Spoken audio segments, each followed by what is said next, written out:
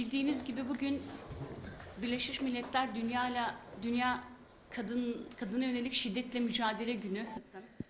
L'Amedê ji ber roja jinên ku şiddetê dibînin li avaya baroya Amedê daxuyanî hate dayîn. Serokên saziyên sivîl jî beşdarî daxuyanî bûn. Di daxuyaniyê de endamên saziyan balê kişandin ser şiddeta li ser jinan ku bi taybet li Tirkiye jin bi destê zilaman tên kuştin. Kadın haklarına bir standart getirmek Di welatê me de mafên jiyana jinan ji destên wan tên sendin. Her roj sê jin tên kuştin. Ji bo zilamên ku şiddet li ser jinan dikin, ceza nayên birîn.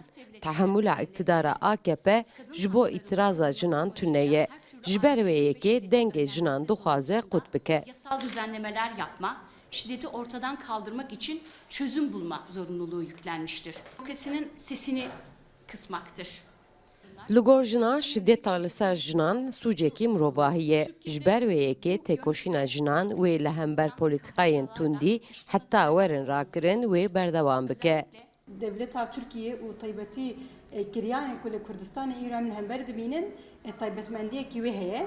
Ji ber ku ev sala kunî ve li devletê û taybetî li Kurdistanê şerekî bêhempa tê meşandin. Neva ve şerî de taybetî jin û dîsa zarok li hemberî vê şerê her tim dibe vê mexdûriyetê dibîne û dişîne.